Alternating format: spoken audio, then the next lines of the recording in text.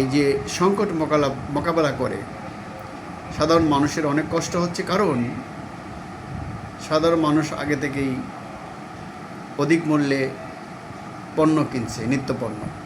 রমজান থেকে শুরু হয়েছে এবং তার আগে থেকেও এখনও সেটা চলছে। আর বিশ্বব্যাপী মধ্যপ্রাচ্যে বিশেষত যুদ্ধের কারণে এই সংকট আরও ঘনীভূত হচ্ছে এবং এই সংকট শেষ পর্যন্ত কোথায় গিয়ে থেকে আমরা জানি না।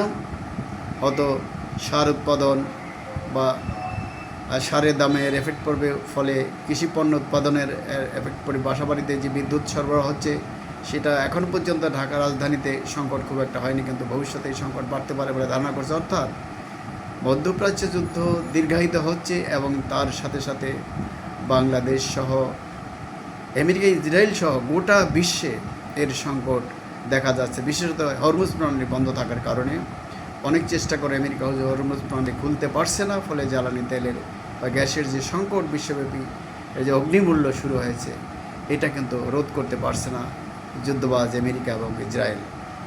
আমরা শান্তি চাই, আমরা স্বাভাবিক পণ্যমূল্য চাই, আমরা সাধারণ মানুষেরই নিরাপত্তা চাই। এই দামের বোঝা, মূল্যের বোঝা মানুষ বহন করতে পারছে না, কতটাও পারবে সময় তা বলে দেবে।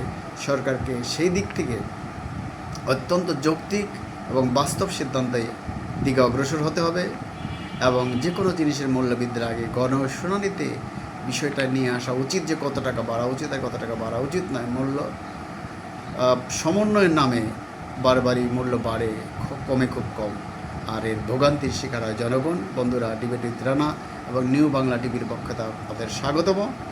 আমরা নতুন কোনো এপিসোড নিয়ে আবার আমাদের দেখা হবে। তার আগে আমার চ্যানেলটিকে সাবস্ক্রাইব করার জন্য, আমার চ্যানেলটিকে লাইক কমেন্টস করার জন্য আমি আপনাদের প্রতি আবারও সুনির্বন্ধ অনুরোধ জানাবো।